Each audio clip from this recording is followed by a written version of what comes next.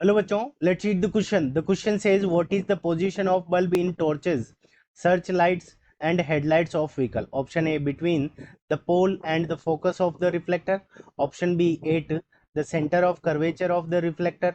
Option C at infinity and option D very near to the focus of reflector. ठीक है बच्चों, सो इस question के अंदर हमें ये पूछा है कि जो टॉर्च होती है, सर्च लाइट्स होती है और जो गाड़ी की हेडलाइट्स होती है, उनके अंदर जो टॉर्च होती है उसकी पोजीशन कहाँ पे होती है, यानी वहाँ पे उसको कहाँ पे प्लेस्ड करके रखा होता है. ठीक है बच्चों, सो इस क्वेश्चन को करने के लिए हम क्या करेंगे, की कंसेप्ट अप्लाई करेंगे. और की कंसेप्ट के अंदर हम जो यूज़ करेंगे यहाँ पे टॉर्च लाइट, सर्च लाइट्स और इनके अंदर, सो जो हम रिफ्लेक्टर यूज़ करते हैं वो कौन सा होता है हमारा, कॉनकेव रिफ्लेक्टर. किसका यूज़ करते हैं हम, कॉनकेव रिफ्लेक्टर का यूज़ करते हैं.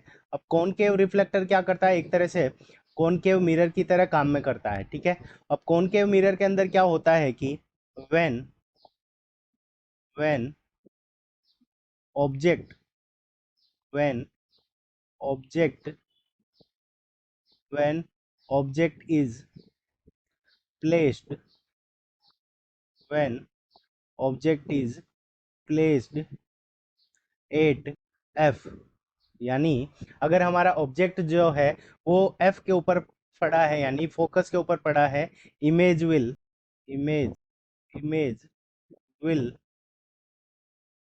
Image will form image will form at infinity. तो अगर हमारा ऑब्जेक्ट फोकस के ऊपर पड़ा है तो उस कंडीशन के अंदर जो हमारी इमेज फॉर्म होती है वो हमारी कहाँ पे फॉर्म होती है, इन्फिनिटी पर होती है.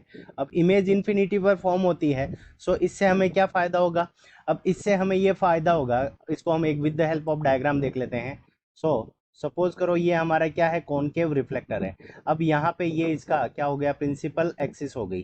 अब प्रिंसिपल एक्सिस हो गई और यहाँ पे अगर हम टॉर्च लाइट अगर यहाँ पे रखते हैं, सपोज करो ये हमारा बल्ब है. सो यहाँ से अगर इसकी जो लाइट रेज होगी वो जब यहाँ से निकलेगी, सो यहाँ से लाइट रेज निकली, यहाँ से ऐसे लाइट रेज निकली. अब ये रिफ्लेक्ट होने के बाद में क्या होगी, इस प्रिंसिपल एक्सिस के पैरेलल हो जाएगी. सो ये पैरेलल हो जाएगी और ये इन्फिनिटी तक क्या करेगी, मीट करेगी. जब इन्फिनिटी पे मीट करेगी तो यहाँ से इस कंडीशन में जो light light will light will travel light will travel large light will travel large distance. तो इस कंडीशन के अंदर जो हमारी लाइट होगी वो क्या करेगी, लार्ज डिस्टेंस ट्रेवल करेगी.